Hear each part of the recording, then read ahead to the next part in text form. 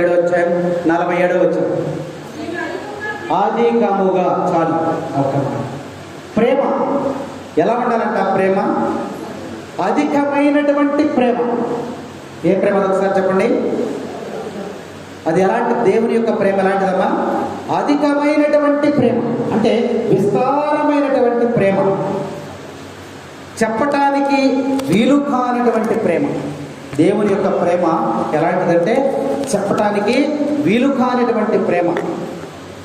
Bible గ్రంథాన్ని మనం పరిశీలన చేసినప్పుడు దేవుని యొక్క ప్రేమ యోహాను శుభవార్తలో మరి ఆ అధ్యాయం అంతా కూడా, అలాగే మరి మొదటి లేఖ, రెండవ లేఖలో కూడా, అలాగే దర్శన గ్రంథంలో కూడా, ఇవన్నీ యోహాను గారు రాసినాయి కదా, వాటన్నిటిలో కూడా ప్రేమ ప్రేమ ప్రేమ ప్రేమ. చెప్పటానికి వీలు లేనంత ప్రేమ యేసయ్య ప్రేమ. కొలతలు లేనటువంటి ప్రేమ, కొలవలేనటువంటి ప్రేమ, అంతు లేనటువంటి ప్రేమ, అవధులు లేనటువంటి ప్రేమ, హద్దులు లేనటువంటి ప్రేమ, పరిమితులు లేనటువంటి ప్రేమ, స్వార్థము లేనటువంటి ప్రేమ, కపటము లేనటువంటి ప్రేమ, క్రియారూపమైనటువంటి ప్రేమ, అద్భుతాలు చేసేటువంటి ప్రేమ, ఆశ్చర్యకార్యాలు చేసేటువంటి ప్రేమ. Praise the Lord, praise the Lord. అలాంటి ప్రేమను నువ్వు వదులుకుంటున్నావేమో ఒకసారి జ్ఞాపకం చేసుకో. లాజరు కోసం కన్నీరు కార్చినటువంటి దేవుడు నీ విషయంలో కూడా కన్నీరు కార్చాడు. అలాంటి విషయాన్ని నువ్వు ప్రభుని ప్రేమించలేకపోతూ ఉన్నావేమో ఒకసారి వాక్యం మనకి ఈరోజు జ్ఞాపకం చేస్తాను. మనుషుల ప్రేమ మీద నువ్వు ఆధారపడదు. మనుషులు నటిస్తారు, కానీ దేవునిలో కపటం లేదు, నటన లేదు. స్వచ్ఛమైనటువంటి ప్రేమను దేవుడు మనకి అందిస్తూ ఉన్నాడు. మీకు ఒక చిన్న ఉదాహరణ ఒకటి చెప్తాను. ఈ లోకం యొక్క ప్రేమ ఎలా ఉంటుందో. భర్త చనిపోయాడు, ఆవిడికి భర్త చనిపోయాడు, అంటే రాజు చనిపోయాడు కదా, ఆ సందర్భం చూసుకుంటే భర్త చనిపోయాడు. భార్య బాగా ఏడుస్తుంది, బాగా ఏడుస్తాను. అందరూ వచ్చేసారు, బంధువులు అందరూ కూడా వచ్చారు. అందరూ కూడా తన దగ్గర బంధువులు అందరూ కూడా ఏడుస్తూ ఉన్నారు. సమాధి చేశారు, చక్కగా అలికేశారు. అలిగేసి అందరూ వచ్చేస్తున్నారు. ఏం అక్కడే కూర్చునేట్టుందంట.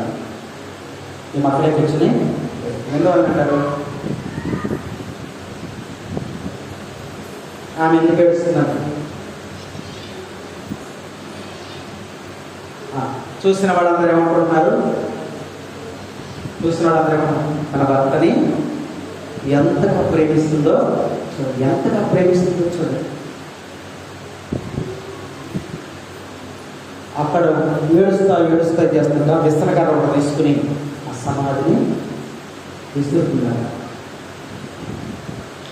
వచ్చేవాడు పోయేవాడు చూసి ఆమె ఎంత ప్రేమ కనపరుస్తుందో చూడండి భర్త మీద అని తన ప్రేమకు ఆశ్చర్యపోతున్నారు. అందరికీ ఆశ్చర్యపోతున్నారు.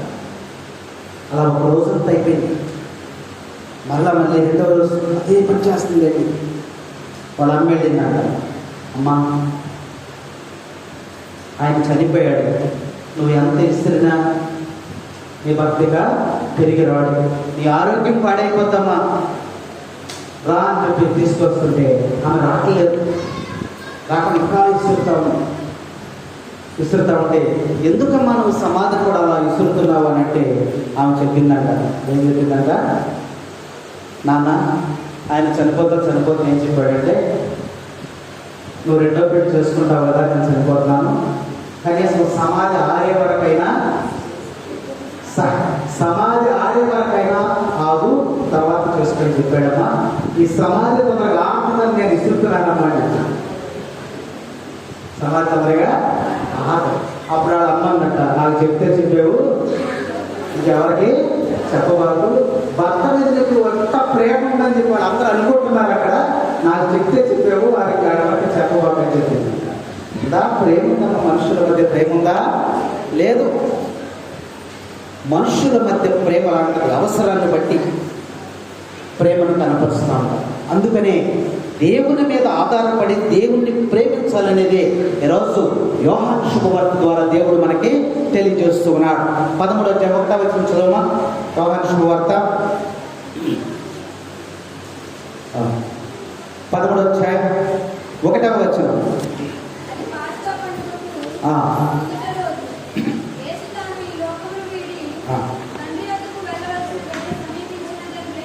గ్రహించాను.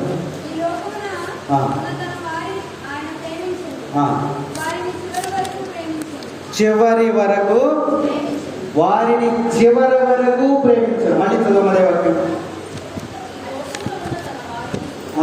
ఈ లోకంలో ఉన్న తన వారిని ఆయన ప్రేమించారు. వారిని చివరి వరకు ప్రేమించారు.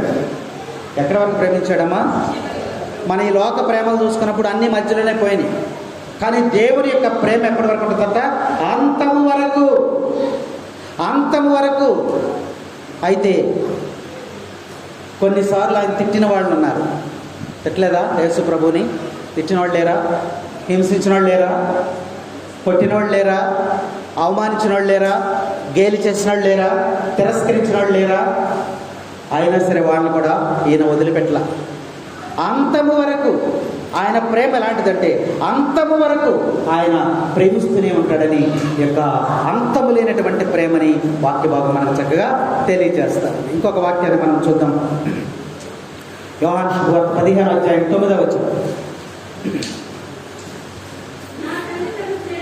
నా తండ్రి నన్ను ప్రేమించినట్లే నేను నిన్ను ప్రేమించింది. తండ్రి ప్రేమించాడంట.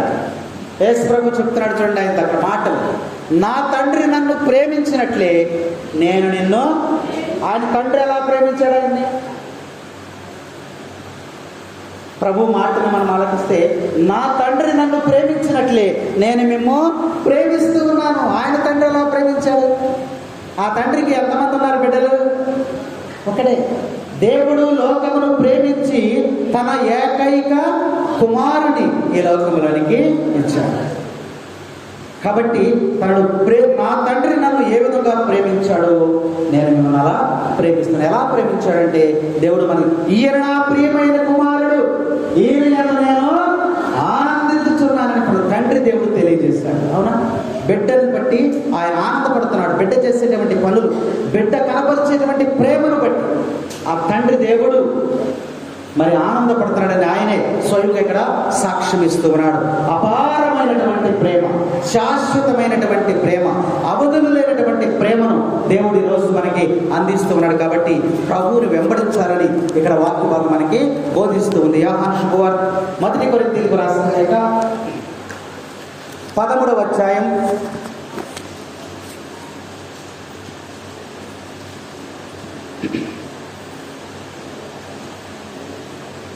1 కొరింథీయులు 13వ అధ్యాయం 13వ వచనం. కావున విశ్వాసము, నిరీక్షణ, ప్రేమ ఈ 3 కూడా నిలిచి ఉండును. వీటిలో శ్రేష్టమైనది ప్రేమ. Praise the Lord, praise the Lord. అక్కడ 3 అంశాలు చెప్పారు ప్రభువు. ఏ విధంగా? విశ్వాసము, నిరీక్షణ, ప్రేమ ఇవి నిలిచి ఉంటాయి అంట. వీటిలో శ్రేష్టమైనది ప్రేమ. కాబట్టి నేను ఒక శ్రేష్టమైనటువంటి మార్గమును మీకు చూపెదను అని ప్రభు చెప్పారు. ఏమిటి ఆ మార్గం అంటే ప్రేమ మార్గం. ఆ ప్రేమ మార్గంలో నీవు జీవించినప్పుడు, ఆ ప్రేమ మార్గంలో నీవు జీవించినప్పుడు, ఆ ప్రేమను పంచినప్పుడు, ఆ ప్రేమను కుమ్మరించినప్పుడు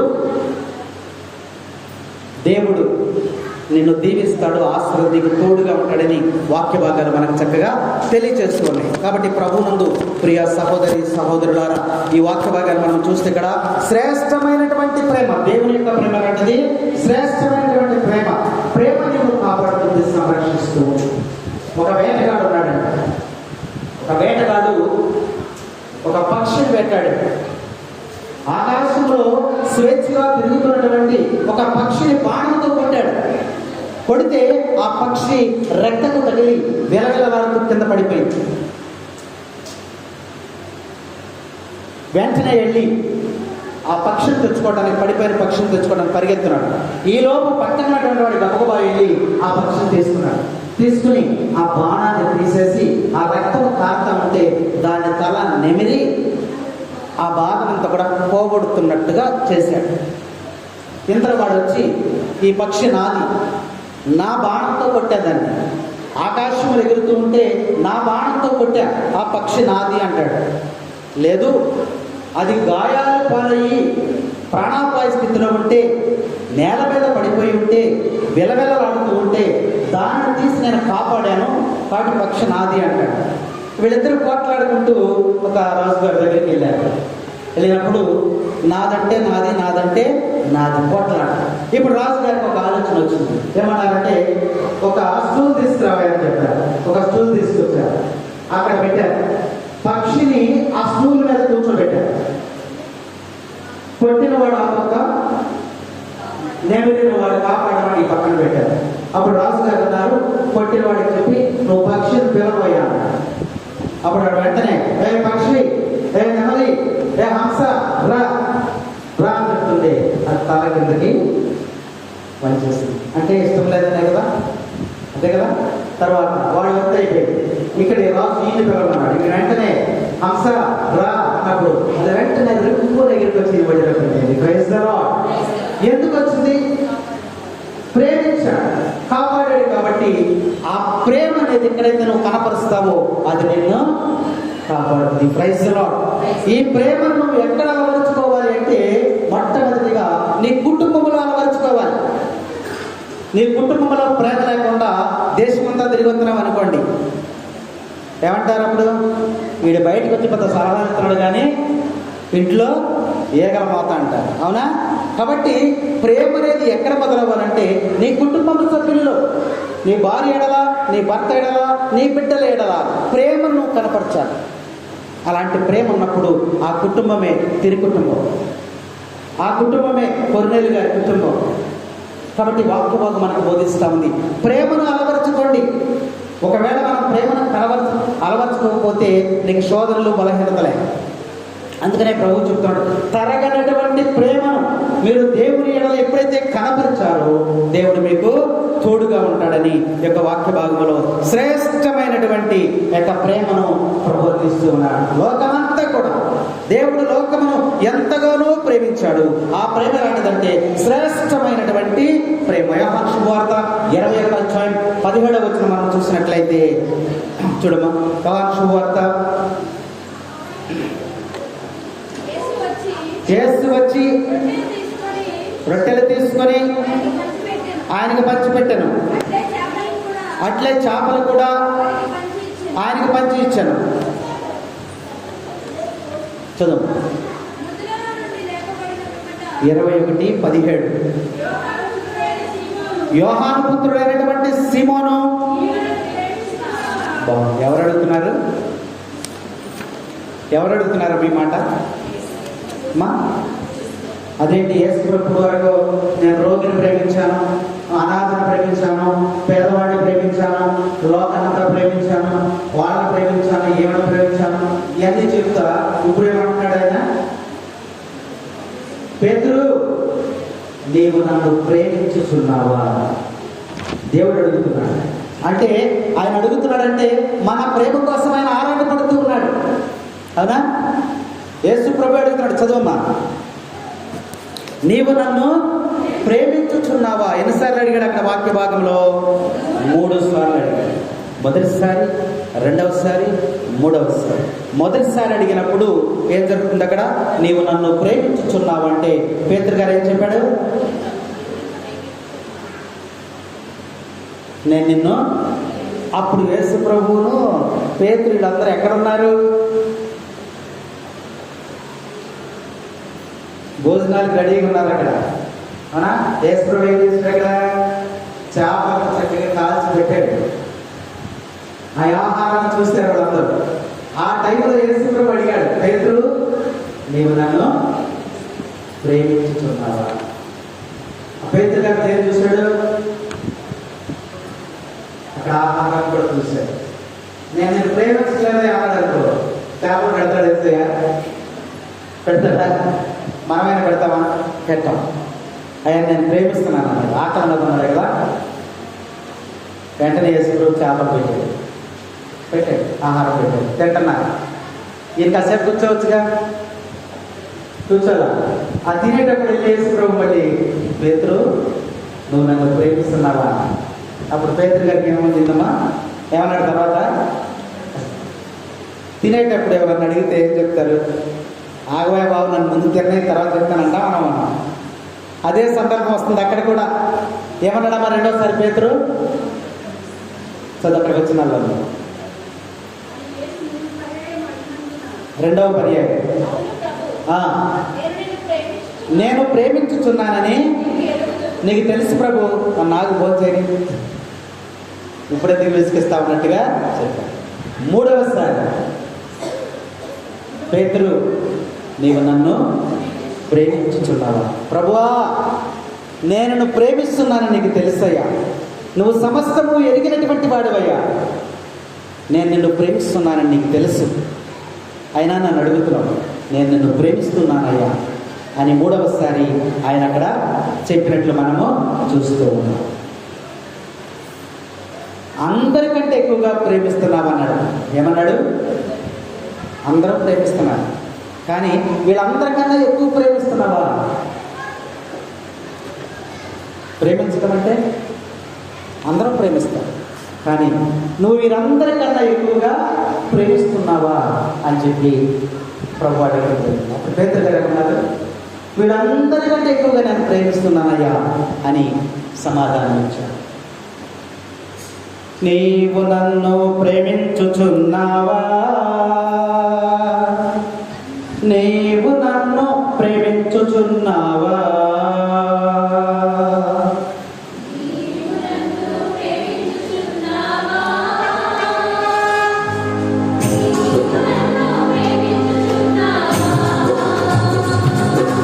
నీవు నన్ను ప్రేమించుచున్నావా?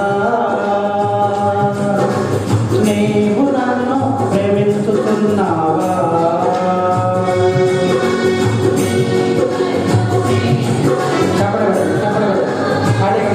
నిజంగా మీరు ప్రభు ప్రేమించేలాగైతే తప్పలేదు. మీరందరికంటే ఎక్కువగా ప్రేమించుచున్నావా? మీరందరికంటే ఎక్కువగా ప్రేమించుచున్నావా?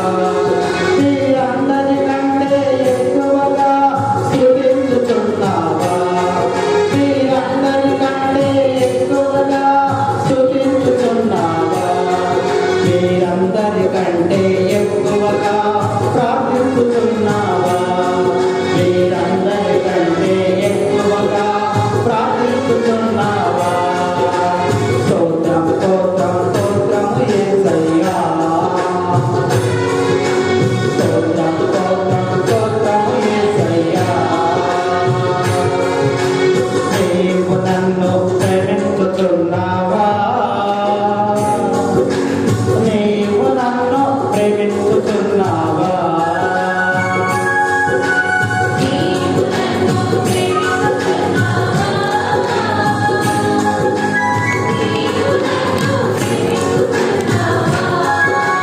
రాయుడు అనే అధికారి మోకరించెనుగా, రాయుడు అనే అధికారి మోకరించెనుగా, మరణించే తన కుమార్తె కొరకు ప్రార్థించాడుగా, మరణించే తన కుమార్తె కొరకు ప్రార్థించాడుగా. ఆయా ఇరు కంటే ఎక్కువగా ప్రార్థించుచున్నావా? ఆయా ఇరు కంటే ఎక్కువగా ప్రార్థించుచున్నావా? ప్రార్థనలో ప్రభు ఏది అడిగినా దయచేస్తాడుగా, ప్రార్థనలో ప్రభు ఏది అడిగినా దయచేస్తాడుగా. స్తోత్రం స్తోత్రం స్తోత్రం యేసయ్యా,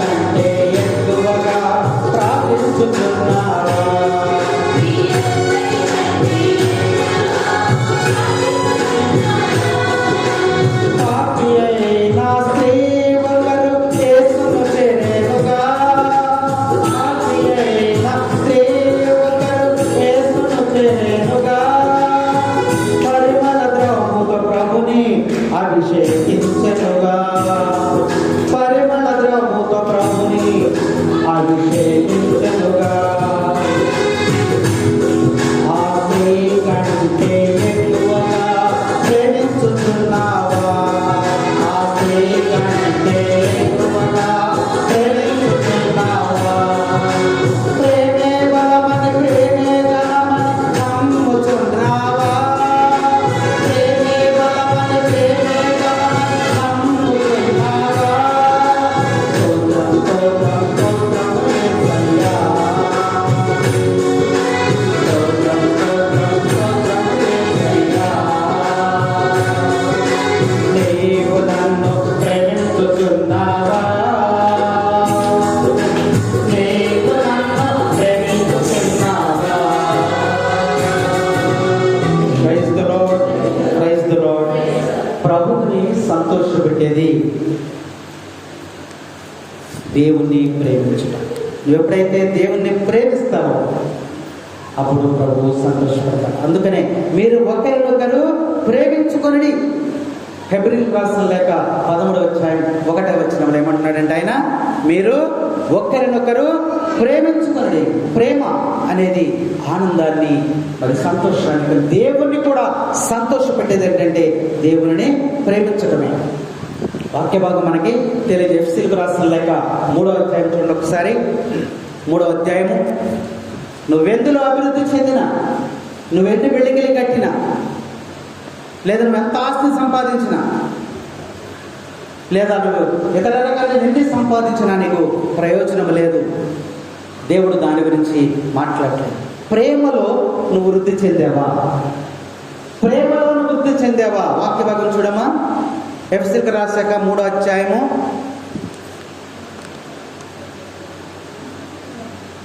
4వ వచనం. మొదటి కొరింథీయులకు రాసినటువంటి లేఖ 13వ అధ్యాయము 4వ వచనం. ప్రేమ ప్రేమ సహనము కలది. 1వ వచనం చదువు. మానవ భాషలు దేవదూతల భాషలు నువ్వు మాట్లాడగలిగినను నీలో ప్రేమ లేకపోతే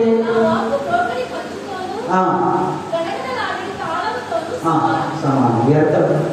నీకు ఆస్తులు ఉండవచ్చు, అంతలు అన్నీ మాటకార్యాలు అన్నీ ఉండవచ్చు, కానీ నీలో ప్రేమ లేకపోతే నువ్వు వ్యర్థమే. దేవదూతల భాష మాట్లాడగలిగినప్పటికీ కూడా నీలో ప్రేమ లేకపోతే అదంతా కూడా వ్యర్థమే. తర్వాత వచ్చిన చదువు. 2వ వచనం 3వ వచనం. నీవు ప్రవచించగలిగినను అంటే నువ్వు ప్రవచనాలు చెప్పగలవు, రాబోయేటువంటి విషయాలు కూడా చెప్పగలిగినటువంటి జ్ఞానం ఉంది, శక్తి ఉంది. నీకు అంత శక్తిని దేవుడు నీకు ఇచ్చాడు. నిగూఢమైన రహస్యాలను కూడా వెల్లడి చేసేటువంటి శక్తి నీకుంది. సమస్తమైనటువంటి జ్ఞానాలను పొందుకున్నావు. పర్వతాలను కూడా పెకిలించగలిగిన విశ్వాసం ఉంది. ప్రార్థన చేయగలిగిన శక్తి నీకుంది. ఇవన్నీ నీకున్నాయి. ప్రేమ లేని వాడేంటో ఇవన్నీ కూడా నీకు ఎన్ని శక్తులు ఉన్నప్పటికీ కూడా నీలో ప్రేమ లేకపోతే ఇవన్నీ కూడా వ్యర్థమే. ప్రభు స్పష్టంగా మనకి ఇక్కడ తెలియజేస్తున్నాడు. కాబట్టి ఆ ప్రేమను మనం పెంచుకోవాలి. నీ హృదయంలో దేవుడిచ్చినటువంటి ప్రేమను పెంచుకున్నట్లయితేనే నీకున్న ప్రతిదీ కూడా ఉపయోగపడతాను. ఒక చిన్న ఉదాహరణ మీకు చెప్తాను. ప్రేమను మనము ఎలా అభివృద్ధి చేసుకోవాలి? బైబిల్ గ్రంథం నుంచి అనేకమైనటువంటి విషయాలను మనం ఇక్కడ జ్ఞాపకం చేసుకోవాలి. ప్రేమతో ప్రేమించాలి. ఏం చేయాలమ్మా? మనలో ప్రేమ అభివృద్ధి చెందాలి అంటే ఏం జరగాలి? ప్రేమతో ప్రేమించాలి. Praise the lord.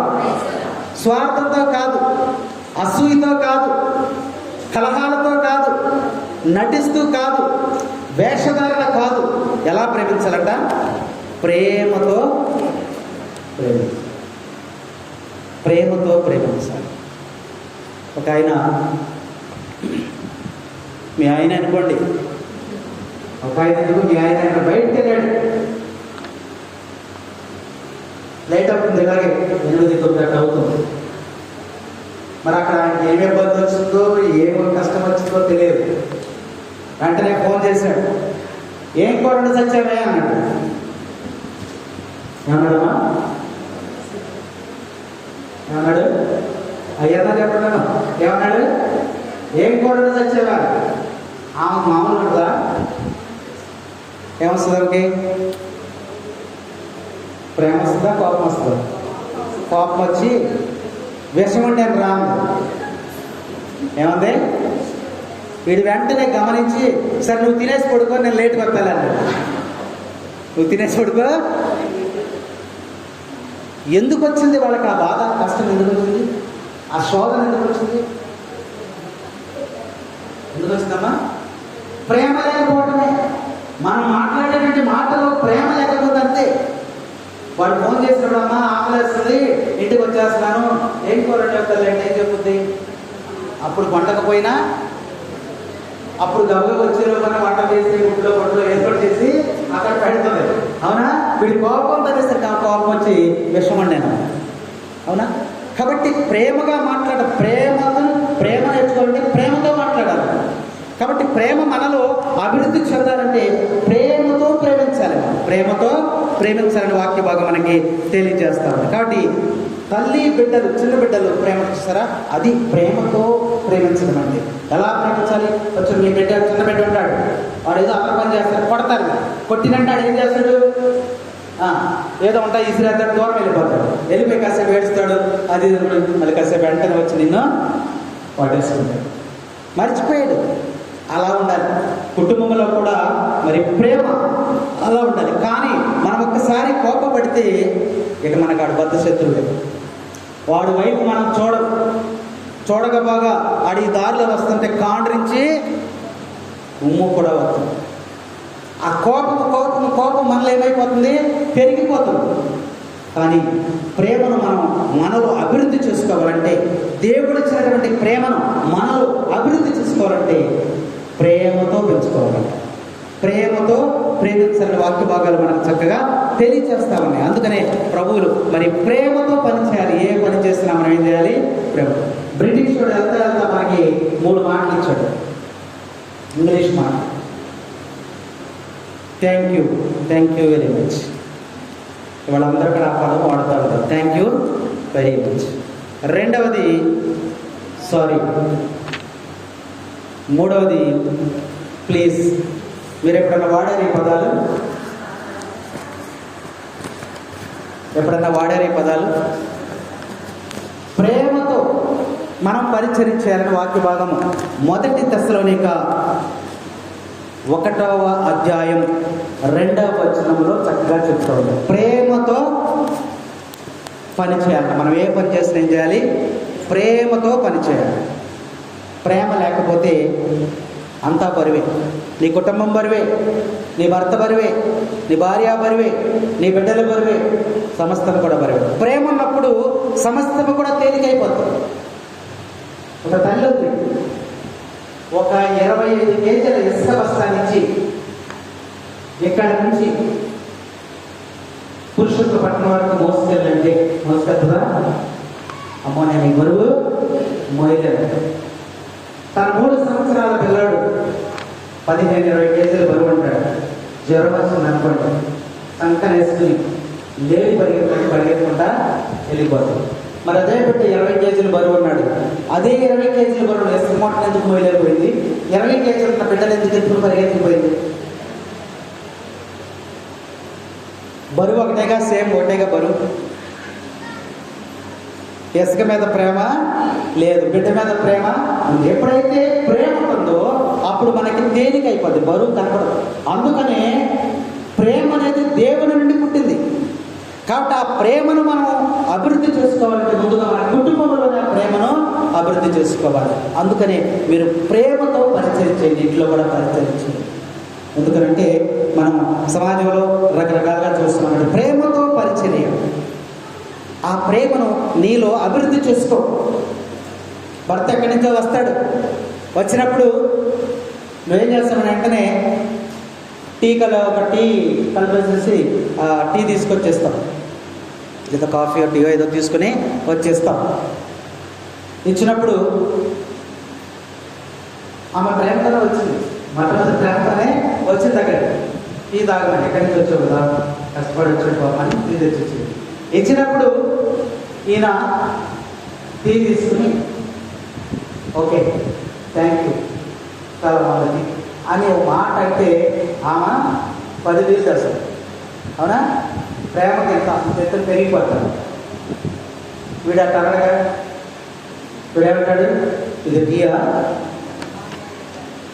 నాకు షుగర్ ఉందని నీకు తెలవదా, నాకు షుగర్ ఉందని నీకు తెలవదా, అది టీనా నీళ్ళ అని ఇస్త్రీ కొడతాడు.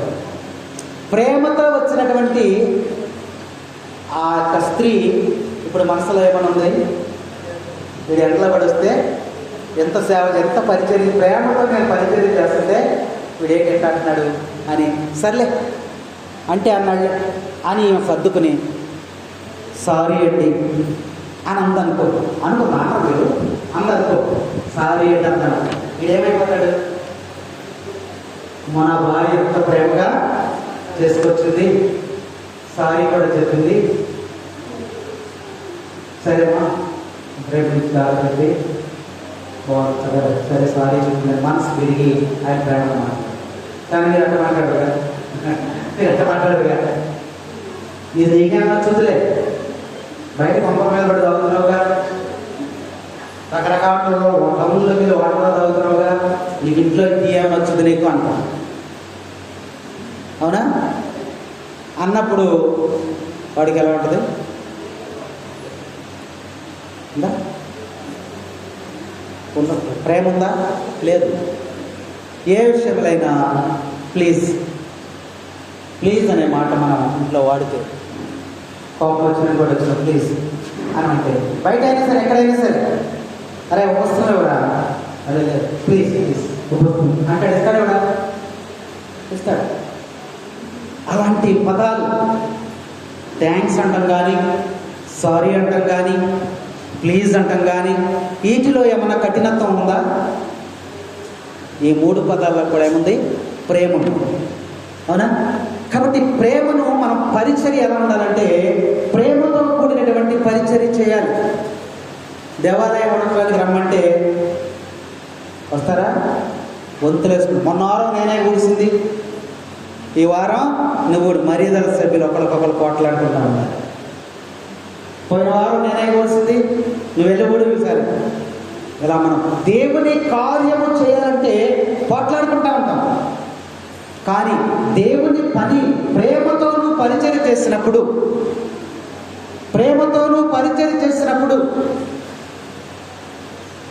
దేవుని యొక్క తోడు మీకు ఎల్లప్పుడూ ఉంటుందని వాక్య భాగం మనకు చక్కగా తెలియచేస్తాము. కాబట్టి మనం ప్రేమతో పరిచర్య చేయడానికి ఎల్లప్పుడూ కూడా మనం ప్రయాసపడాలనేది ఈరోజు ప్రభు యోహాను శుభవార్త ద్వారా మనకి తెలియజేస్తూ ఉన్నాడు. కాబట్టి ప్రభునందు ప్రియ సహోదరి సహోదరులారా, వాక్య భాగాలు మనం చూస్తే అనేకమైనటువంటివి యొక్క గ్రంథం నుంచి మనము నేర్చుకోవాల్సిన వాక్య భాగం ఈరోజు యోహాను శుభవార్త మనకి తెలియజేస్తారు. కాబట్టి ఈ యొక్క ప్రేమ దేవుని నుండి పుట్టింది కాబట్టి ఆ ప్రేమను మనం విడవకుండా ఆ ప్రేమ కోసం మనము ప్రయాసపడాలనేది దేవుని యొక్క ఉద్దేశం. అందుకనే దేవునికి మనము మరి వాగ్దానం చేయాలి. ఆయన అడుగుతున్నాడు, పేతురు అడిగిన మనం కూడా అడుగుతున్నాడు, నువ్వు నన్ను ప్రేమిస్తున్నావని. అప్పుడు మనం ఏం చేయాలి? ప్రభువా నేను కూడా నిన్ను ప్రేమిస్తున్నాను అంటున్నాను. ప్రేమించదా యేసురాజా నిన్నే ప్రేమించదా, ప్రేమించదా యేసురాజా నిన్నే ప్రేమించదా, ప్రేమించదా ప్రేమించదా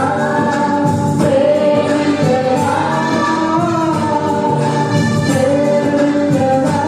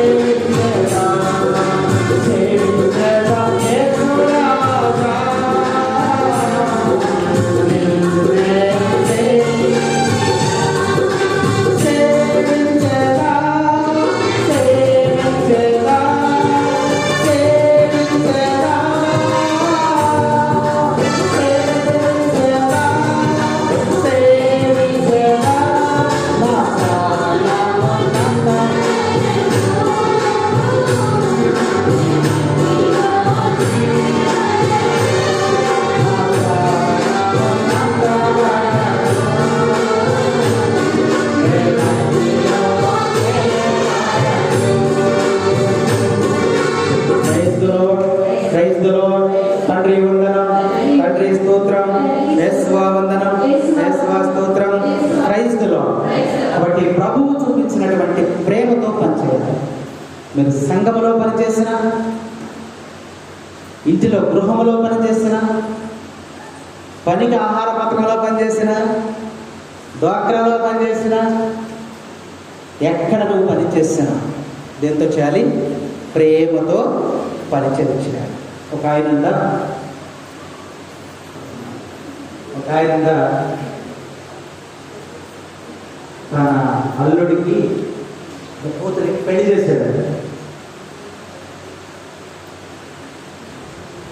కొడుక్కి పెళ్లి చేస్తూ, కోడలు కదా, కొడుకు పెళ్లి చేశాడు. పెళ్లి చేస్తే ముందు వెళ్ళి చక్కగా ఎంక్వైరీ చేశాడు అన్నీ కూడా. కుటుంబం చాలా మంచిది, ప్రేమ కలిగినటువంటి కుటుంబం. ఏ కుటుంబం అది? ప్రేమ కలిగినటువంటి కుటుంబం. అన్ని విధాలుగా అటు 7 తరాలు, ఈ 7 తరాలు కూడా చర్చించి వెతికి ఆ యొక్క పెళ్లి చేశాడు. కోడలు ఇంటికి వచ్చింది, చక్కగా కొడుకు కోడలు చక్కగా ఉంటూ ఉన్నారు. ఒకరోజు కొడుకు ఫోన్ చేసి, నాన్న ఈ అమ్మాయిని నాకు ఎందుకు పెళ్లి చేయించావు నాయన అని అడిగాడు. అమ్మాయి డిగ్రీ చదివింది నాయన, ఉద్యోగం లేక ఇంటి దగ్గర ఇప్పుడు ట్రైనింగ్ నేర్చుకుంది. చక్కగా ఇంటి దగ్గరే ఉండి చక్కగా పనులన్నీ కూడా చక్క పెట్టుకుంటూ ఉంటుంది. కుటుంబం అమ్మ నాన్న మంచివాడు, మరి కుటుంబం అంతా కూడా చాలా ప్రేమ గల మంచి కుటుంబం అని చెప్పాడు. కాదు నాన్న, నేను ప్రేమతో చచ్చిపోతున్నాను నాన్న. ఏమైందిరా ఏంటని అడిగాడు. ఆమె అట్లేస్తున్నాడు. తన కదా భర్తకి ప్రేమతో తను అట్లేస్తున్నాడు. ఆ అట్లు సరిగ్గా రాట్లేదు, ఇదైపోతున్నాయి, ముక్కగా విరిగిపోతున్నాడు. అప్పుడు ఆ మనసు తన భర్తకి ప్రేమగా పెట్టాలని చెప్పి ఇక ఎరిగిపోయిన ఒక అట్లను తీసుకెళ్ళి టైర్లో కుట్టేసేసి రౌండ్గా ఇరిగిపోయిన 2 ముక్కల్ని టైర్ కుట్టేసేసి రౌండ్ చేసి చివరి ఏమంటే కట్ చేసేసి తీసుకొచ్చి పెడుతున్నాడు. వీడు తింటే దారం కనపడుతుంది. వచ్చాయి ఏంటిదంటే అంటే అట్లు సరిగ్గా రావట్లేదండి, మీకు పెట్టాలంటే నాకు మనసు ఒప్పట్లేదు, అందుకని ఈ అట్లని కుట్టేసి పెడుతున్నానని చెప్పిందంట. అంత ప్రేమ మనకి రాదు మరి, అవునా? అంత ప్రేమ